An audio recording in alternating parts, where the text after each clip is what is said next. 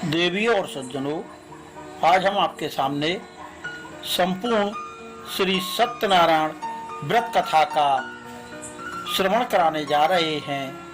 पिछली वीडियो में आपने 3 भागों में सत्यनारायण व्रत कथा का आनंद प्राप्त किया था, परंतु इस बार हम एक ही वीडियो में संपूर्ण श्री सत्यनारायण व्रत कथा आपके सामने प्रस्तुत कर रहे हैं। अतः आप सभी से निवेदन है कि इसका भरपूर आनंद प्राप्त करें। बोलिए श्री सत्यनारायण भगवान की जय। आप सभी से निवेदन है कि चैनल को सब्सक्राइब करें, बेल आइकन दबाएं और वीडियो को लाइक एवं शेयर करें। किसी भी कथा को प्रारंभ करने से पहले हमें उसके पूजन विधि और पूजन सामग्री के बारे में जानकारी होना आवश्यक है। तो सबसे पहले मैं आपको बता दूं कि इसमें पूजन सामग्री के लिए केले के खंभे, पत्ते, कलश, पंचपल्लव, चावल, पंचरत्न, कपूर, पुष्पमाला, धूप, श्रीफल, ऋतुफल, नैवेद्य, अंग वस्त्र, आम के पत्ते, यज्ञोपवीत, वस्त्र, गुलाब के फूल, दीप, तुलसी दल, पान, पंचामृत जिसमें कि दूध, दही, शहद, घी और शक्कर होता है, बंधनवार, चौकी इत्यादि। पूजन विधि: श्री सत्यनारायण व्रत करने वाला पूर्णिमा, संक्रांति एवं घर में किसी भी मांगलिक कार्य के दिन किसी भी समय स्नान आदि कर्मों से निवृत्त होकर पूजा स्थल में आसन पर बैठकर श्रद्धा पूर्वक श्री गणेश, वरुण, गौरी, विष्णु आदि सभी देवताओं का स्मरण कर पूजन करे तथा संकल्प ले कि मैं सदा श्री सत्यनारायण भगवान की पूजा तथा श्रवण करूंगा। फूल हाथ में लेकर श्री सत्यनारायण भगवान का ध्यान करें। यज्ञोपवीत, धूप, पुष्प, नैवेद्य आदि अर्पित करके प्रार्थना करें, हे भगवान, मैंने श्रद्धा पूर्वक फल, जल आदि समस्त सामग्री आपको अर्पण की है, तो आप इसे स्वीकार कीजिए। मेरा आपको बार बार प्रणाम है। इसके पश्चात ही श्री सत्यनारायण जी की भगवान की कथा पढ़ें या सुने। देवियों और सज्जनों, अब मैं कथा का प्रथम अध्याय आपसे कहता हूँ। प्रथम गुरु को वंदना, दूजे श्री गणेश और तीजे मात सरस्वती, देव मुझे आदेश। सकल मनोरथ पूर्ण हो, हे त्रिपुरारी नाथ, कथा सुने जो ध्यान से, जोड़े दोनों हाथ। महामुनि ऋषि व्यास जी ने कहा, बहुत समय पहले नैमिषारण्य तीर्थ में सौनकादिक 88,000 ऋषि मुनियों ने प्राणवेत्ता श्री सूत जी से पूछा, हे सूत जी, हे मुनि श्रेष्ठ, इस कलयुग में वेद विद्या रहित मानवों को ईश्वर भक्ति किस प्रकार मिलेगी तथा उनका उद्धार कैसे होगा? हे मुनि श्रेष्ठ, ऐसा कोई व्रत अथवा तप बताइए जिसके करने से थोड़े ही समय में पुण्य प्राप्त हो और मनवांछित फल भी मिले। ऐसी कथा सुनने की हमारी बहुत इच्छा है। इस प्रश्न पर शास्त्रों के ज्ञाता श्री सूत जी ने कहा, हे वैष्णवों में पूज्य, आप सभी ने प्राणियों के हित और कल्याण की बात पूछी है। अब मैं उस श्रेष्ठ व्रत को आप लोगों से कहूँगा जिसे श्रेष्ठ मुनि नारद जी ने लक्ष्मी नारायण भगवान से पूछा था और लक्ष्मी नारायण भगवान ने मुनि श्रेष्ठ नारद जी को बताया था। आप सभी श्रेष्ठगण यह कथा ध्यान से सुने। मुनि श्रेष्ठ नारद, दूसरों के कल्याण हेतु, सभी प्राणियों के कल्याण हेतु सभी लोकों में घूमते हुए एक समय मृत्यु लोक में आई और यहाँ बहुत सी योनियों में 84 लाख योनियों में जन्मे हुए प्राय सभी प्राणियों को अपने अपने कर्मानुसार अनेक कष्टों से पीड़ित देखकर उन्होंने सोचा कि किस यत्न के करने से निश्चय ही इन प्राणियों के कष्टों का निवारण हो सकेगा। ऐसा सोच करके नारद जी बहुत दुखी हो रहे थे और मन में विचार करके श्री नारद विष्णु लोक गए, जहाँ श्वेत वस्त्र और 4 भुजाओं वाले देवों के ईश नारायण शेष शैया पर, जिनके हाथों में चक्र, शंख, गदा और पद्म थे, वनमाला पहने हुए थे, वैजंती माला धारण किए हुए थे, उनको देखकर श्री नारद जी स्तुति करने लगे।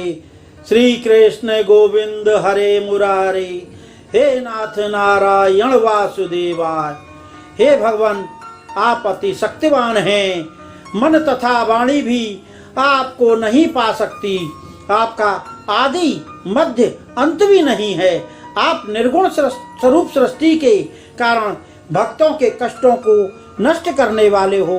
मेरा आपको सत सत प्रणाम है। नारद जी से इस प्रकार की प्रार्थना सुनकर भगवान विष्णु बोले, हे नारद, तुम्हारे मन में आखिर क्या है? किस कारण हेतु आपका यहाँ आना हुआ है? निसंकोच कहें। तब श्रेष्ठ मुनि नारद ने कहा, मृत्यु लोक में सारे प्राणी जो अनेक अनेक योनियों में पैदा हुए हैं, अपने अपने कर्मों द्वारा अनेक प्रकार के कष्टों के कारण दुखी हैं। हे स्वामी, यदि आप मुझ पर दया रखते हैं तो बताइए कि उन मनुष्यों के सारे कष्ट थोड़े से ही प्रयत्न से कैसे दूर हो सकते हैं।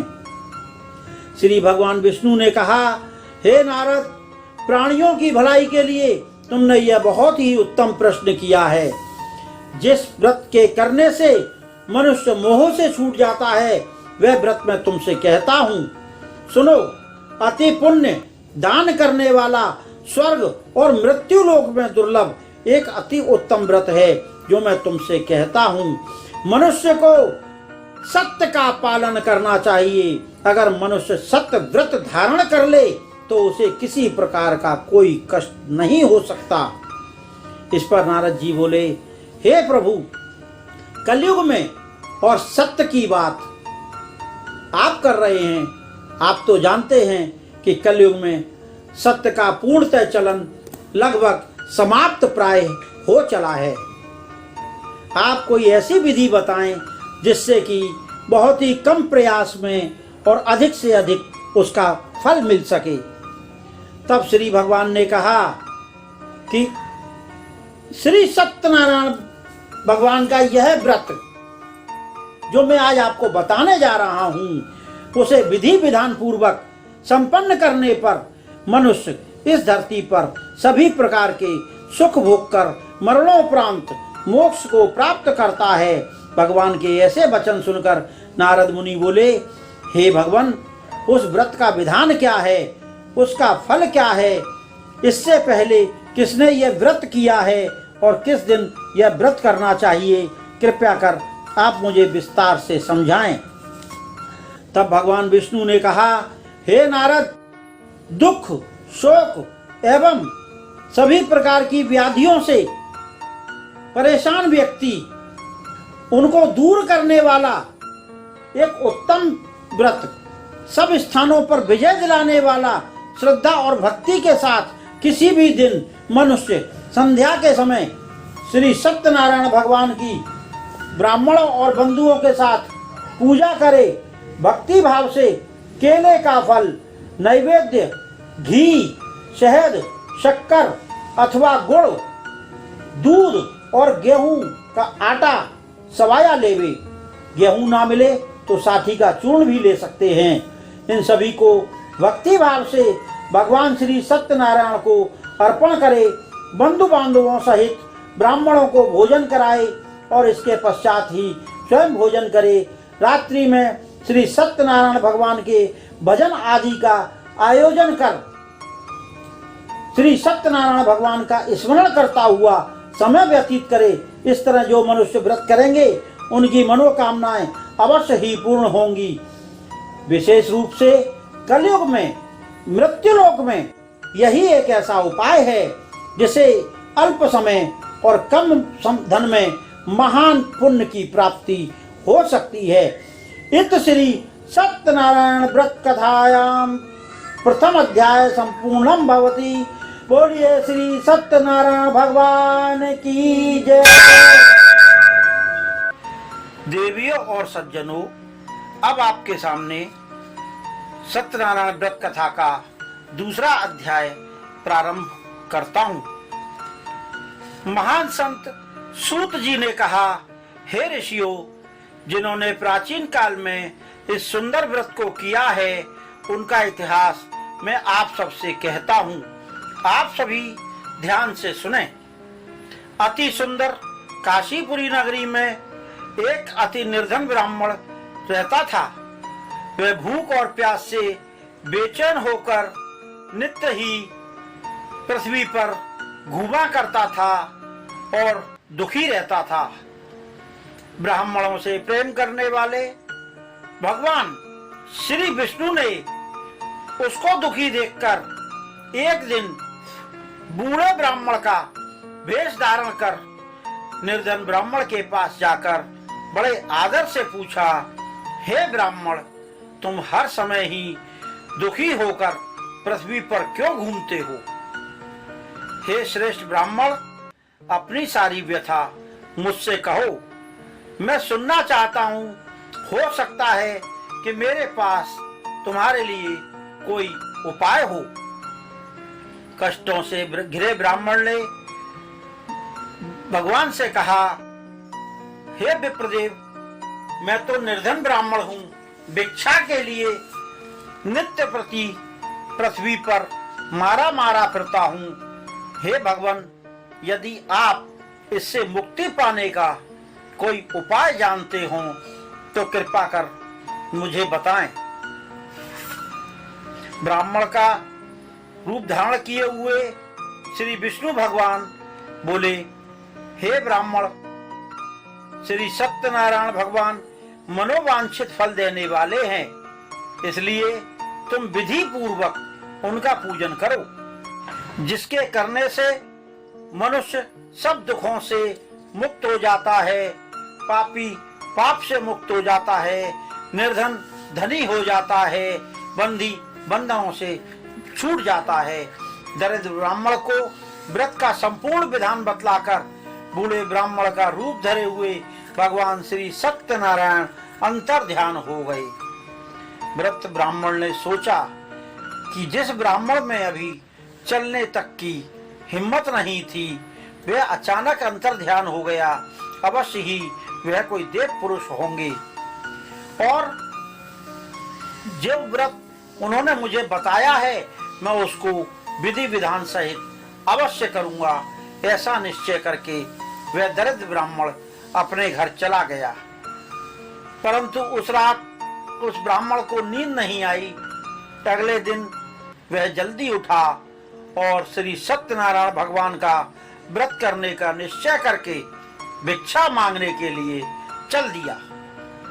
उस दिन उसको भिक्षा में अधिक धन मिला, जिससे उसने पूजा का सारा सामान खरीदा और घर आकर अपने बंधु बांधवों के साथ विधि पूर्वक भगवान श्री सत्यनारायण का व्रत किया।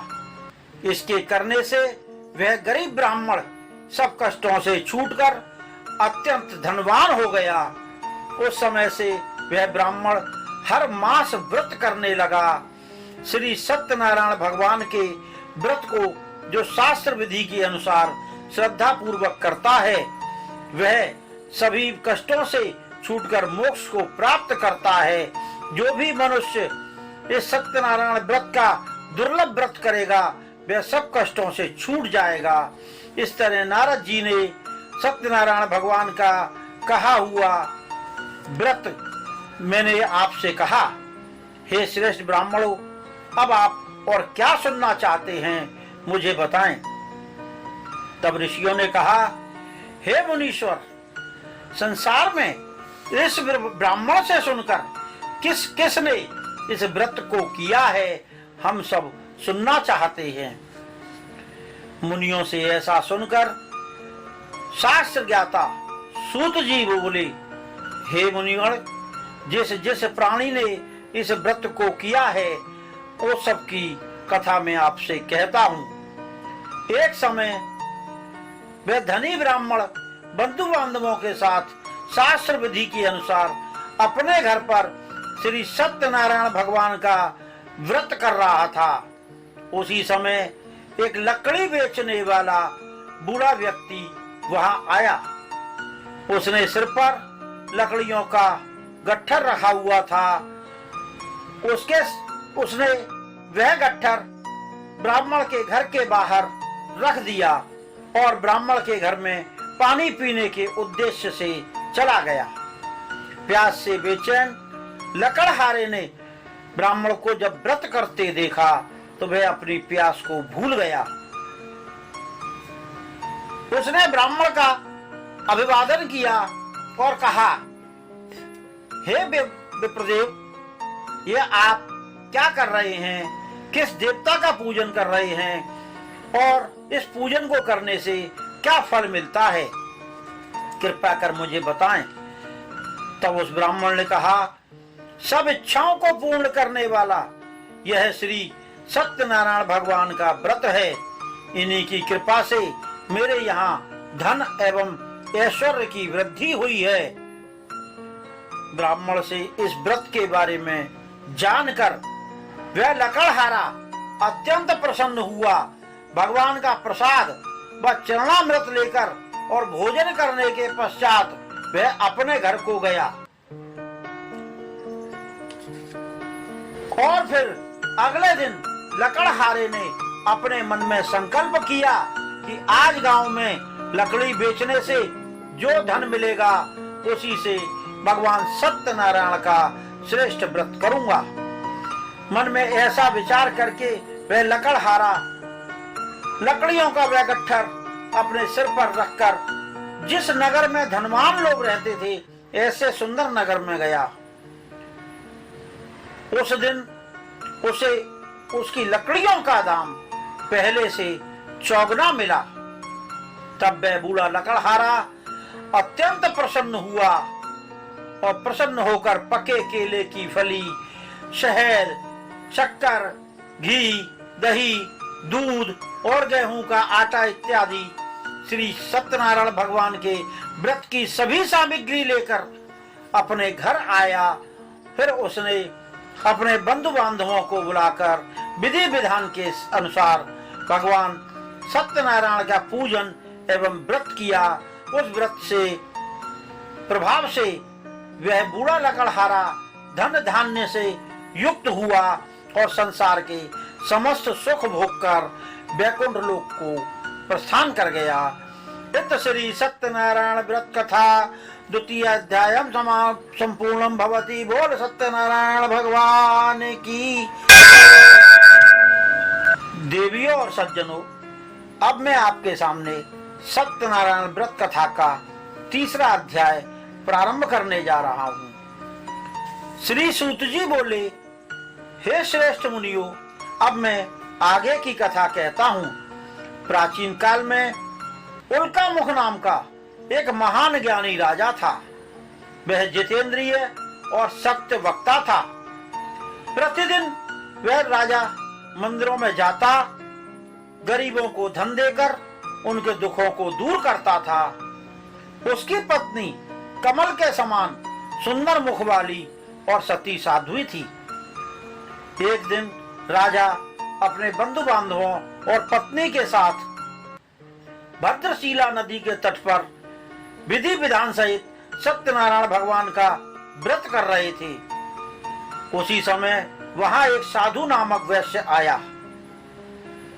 उसके पास व्यापार के लिए बहुत सा धन था। वह वैश्य नाव को किनारे लगाकर राजा के पास आया।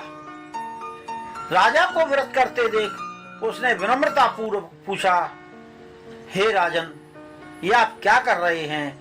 मेरी सुनने की इच्छा है। कृपया आप मुझे यह भी बताइए कि इसके करने से क्या फल मिलता है।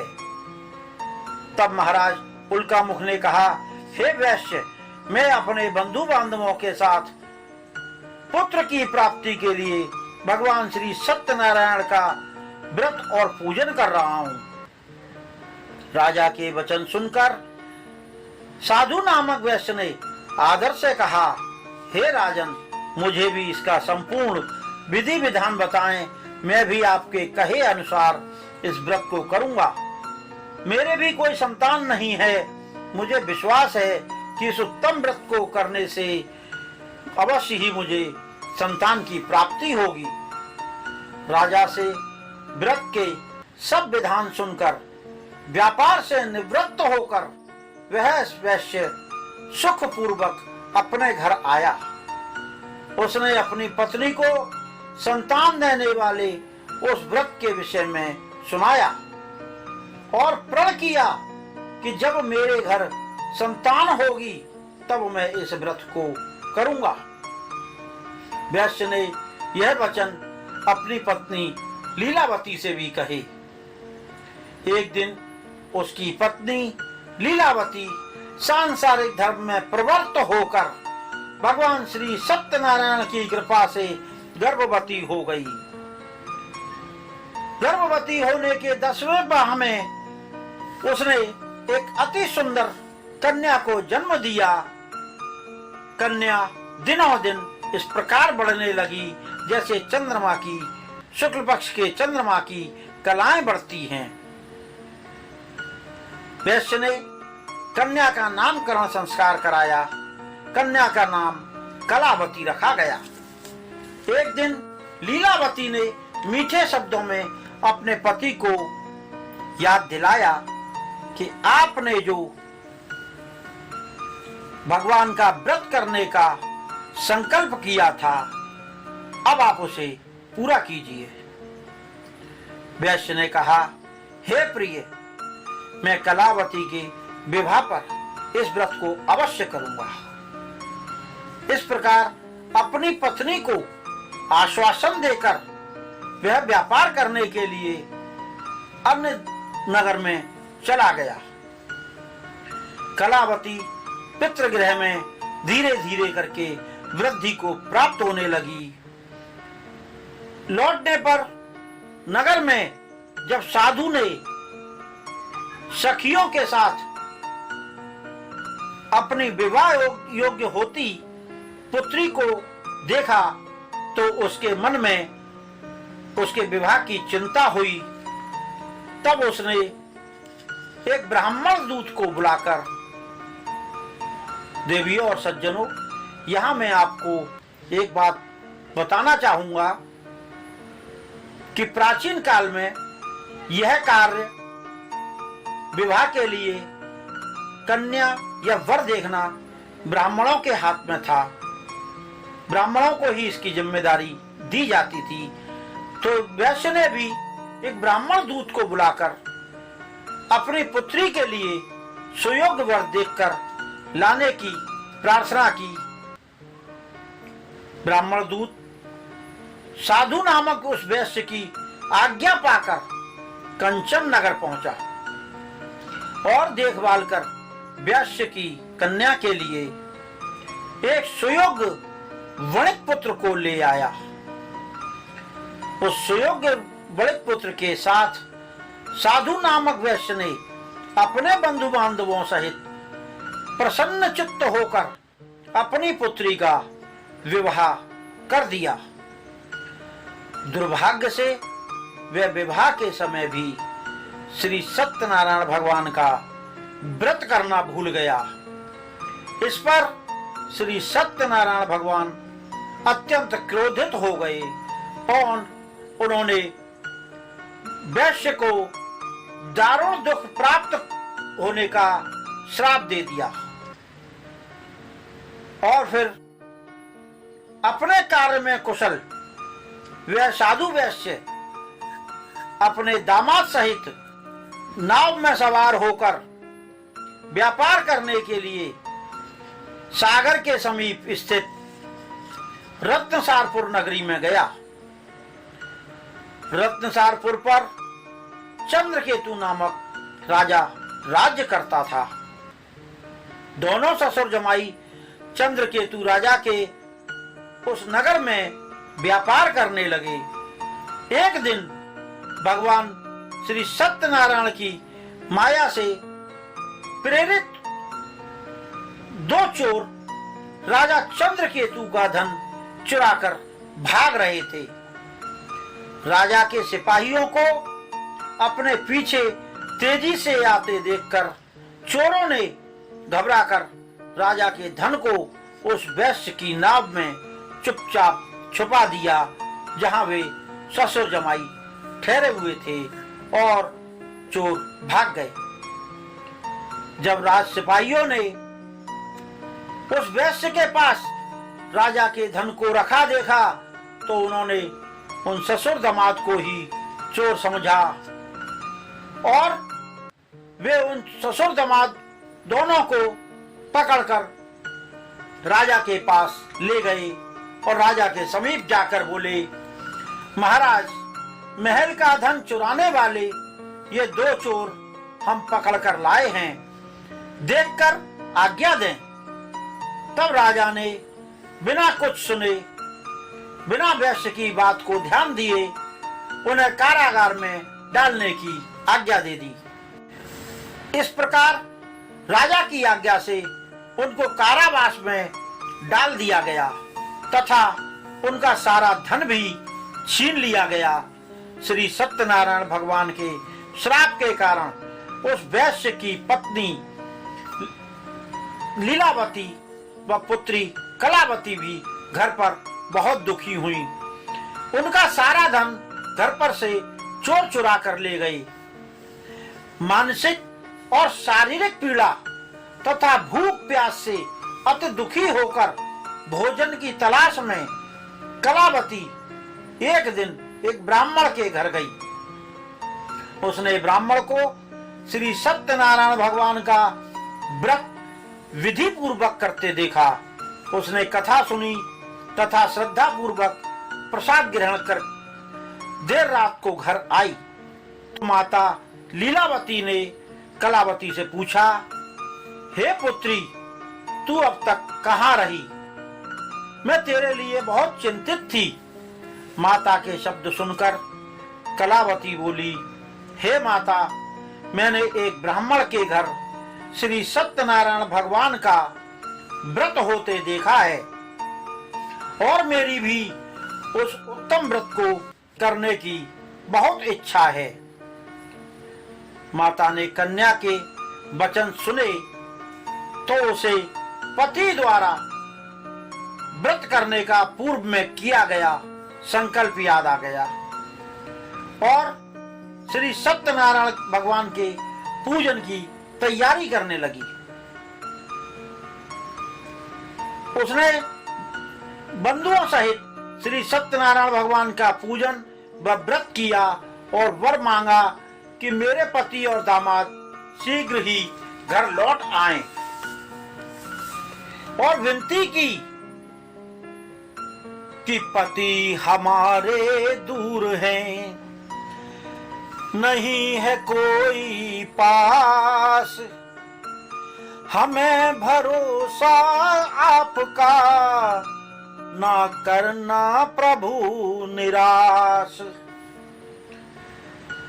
ऐसे प्रार्थना करने के बाद और उन्होंने एक बात और भी कही कि अंतिम यह अरदास है, सुनो गरीब निधान, हम सब बालक आपके, रखना सबका ध्यान।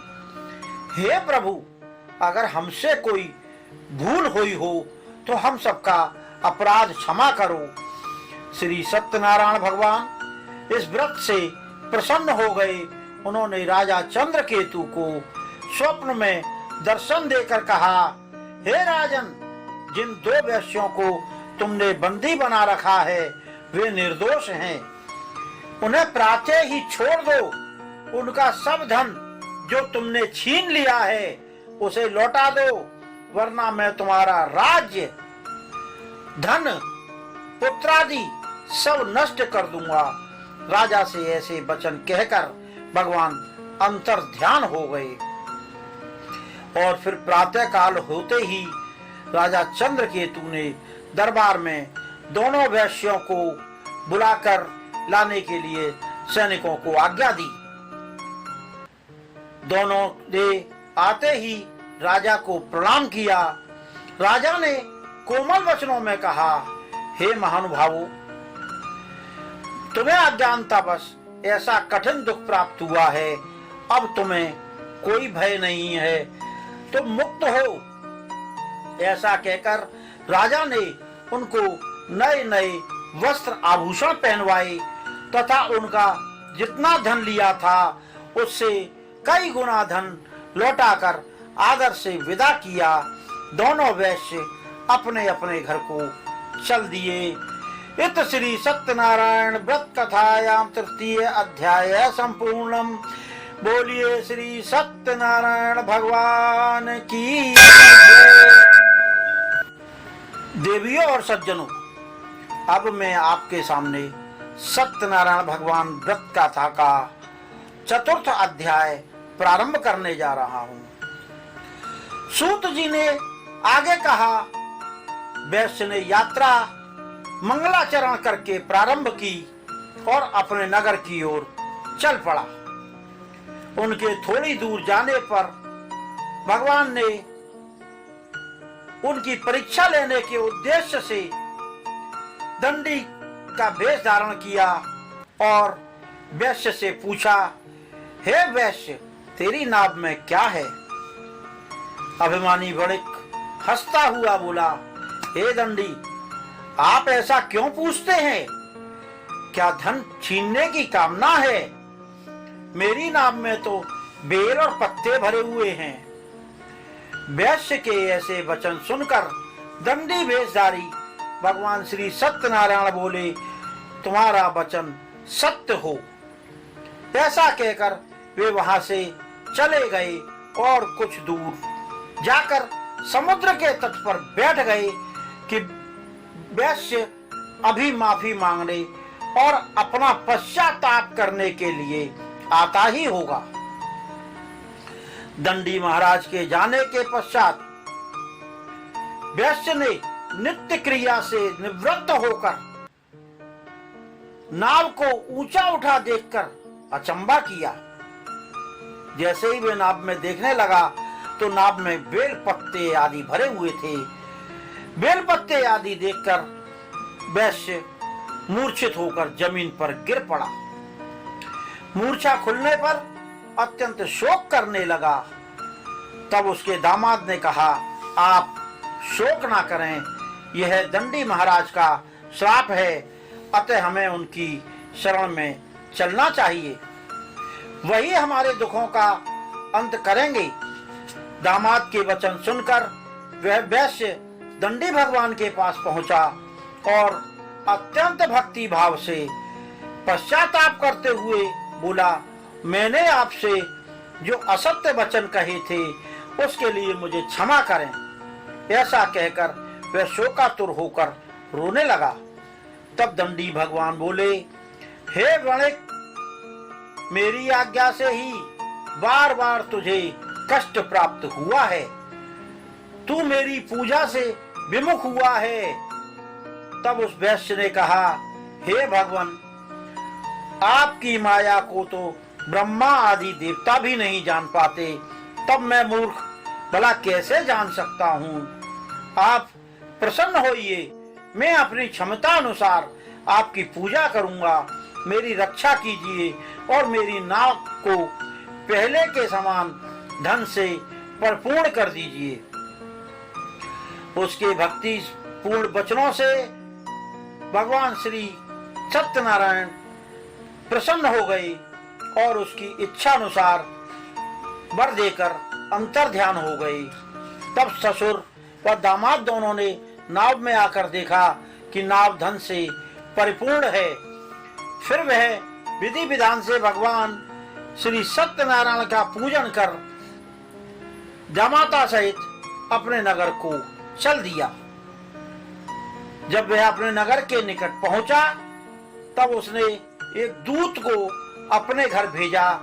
दूत ने साधु नामक वैश्य के घर जाकर उसकी पत्नी को नमस्कार किया और कहा कि आपके पति अपने जामाता सहित इस नगर के समीप आ गए हैं। लीलावती और कलावती उस समय भगवान श्री सत्यनारायण का पूजन कर रही थीं। दूत का वचन सुनकर वैश्य की पत्नी ने बड़े हर्ष के साथ भगवान श्री सत्यनारायण भगवान का पूजन पूर्ण किया और प्रसाद ग्रहण कर पुत्री से बोली, मैं अपने पति के दर्शन को जाती हूँ, तू पूजन पूर्ण करके प्रसाद प्राप्त करके शीघ्र आ जाना। परंतु कलावती पूजन और प्रसाद छोड़कर अपने पति के दर्शन के लिए चली गई। पूजन और प्रसाद की अवज्ञा के कारण भगवान श्री सत्यनारायण रुष्ट हो गए और कलावती के पति को नाव सहित पानी में अदृश्य कर दिया। कलावती अपने पति को न पाकर रोती हुई जमीन पर गिर पड़ी। नौका को डूबा हुआ तथा कन्या को रोते हुए देखकर साधु नामक वैश्य द्रवित होकर बोला, हे प्रभु, मुझसे या मेरे परिवार से अज्ञानतावश जो कोई भी अपराध हुआ है उसे क्षमा करें। उसके ऐसे वचन सुनकर श्री सत्यनारायण भगवान प्रसन्न हो गए। उसी समय एक आकाशवाणी हुई, हे वैश्य, तेरी पुत्री मेरा पूजन और प्रसाद त्याग कर आई है, इसलिए इसका पति अदृश्य हुआ है। यदि वह घर जाकर पुनः पूजन करके और प्रसाद ग्रहण करके लौटे तो इसका पति अवश्य मिलेगा। आकाशवाणी सुनकर कलावती ने घर पहुंचकर पूजन किया, प्रसाद ग्रहण किया और फिर आकर अपने पति को पूर्ण रूप में पाकर वह अति प्रसन्न हुई और अपने पति के चरण छूकर दर्शन किए। तत्पश्चात साधु ने वहीं पर बंधु बांधवों सहित भगवान श्री सत्यनारायण का विधि पूर्वक पूजन किया और इस लोक के सभी प्रकार के सुख भोग कर अंत में मोक्ष को प्राप्त हुआ। इत श्री सत्यनारायण व्रत कथायाम चतुर्थम अध्याय संपूर्णम। बोलिए श्री सत्यनारायण भगवान की जय। देवियों और सज्जनों, अब मैं आपके सामने सत्यनारायण व्रत कथा का पंचम और अंतिम अध्याय प्रस्तुत कर रहा हूँ। श्री सूत जी बोले, हे ऋषिगण, मैं एक और कथा कहता हूँ, आप सभी ध्यान से सुनो। सदा प्रजा के लिए चिंतित रहने वाला तुंगध्वज नाम का एक राजा था। उसने भी भगवान सत्यनारायण का प्रसाद त्याग कर बहुत कष्ट पाया। राजा शिकार का बहुत शौकीन था। एक समय राजा वन में शिकार खेलने के लिए गया। वन में वन्य पशुओं को मारकर विश्राम करने के लिए एक वृक्ष के नीचे आकर लेट गया। वहां उसने ग्वाल बालों को भक्ति भाव से बंधु बांधवों सहित श्री सत्यनारायण भगवान का पूजन करते देखा। परंतु राजा देखकर भी अभिमान के कारण ना तो वहां स्वयं गया और ना ही श्री भगवान सत्यनारायण देव को नमस्कार ही किया। जब ग्वाल वालों ने राजा को देखा तो भगवान का प्रसाद राजा के सामने रख दिया। तो राजा अभिमानवश वह प्रसाद छोड़कर अपने नगर को चला गया। नगर में पहुंचकर उसने देखा कि उसका सारा राज्य नष्ट हो गया है, उसके सभी पुत्र मृत्यु को प्राप्त हो गए हैं। तब वह समझ गया कि यह सब भगवान श्री सत्यनारायण ने मुझसे रुष्ट होकर किया है। तब राजा वन में पहुंचा और उन सभी ग्वाल बालों को एकत्र किया और उसी स्थान पर जाकर विधि पूर्वक पूजन कर प्रसाद ग्रहण किया।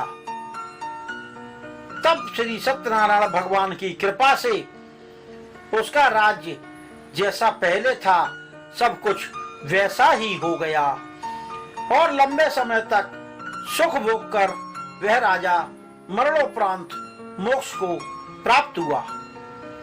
तो हे देवियों सज्जनों, जो मानव इस श्रेष्ठ दुर्लभ व्रत को करता है, श्री सत्यनारायण भगवान की कृपा से उसे धन धान्य की कोई कमी नहीं होती है। निर्धन धनी हो जाता है, बंदी बंधनों से मुक्त होकर निर्भय हो जाता है, संतानहीनों को संतान की प्राप्ति होती है तथा सारी इच्छाएं पूर्ण करके अंत में वह वैकुंठ धाम को जाता है।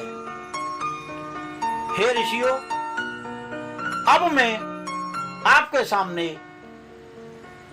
उन लोगों के बारे में भी बताता हूं जिन्होंने पहले इस व्रत को किया। अब उनके दूसरे जन्म की कथा भी सुनिए।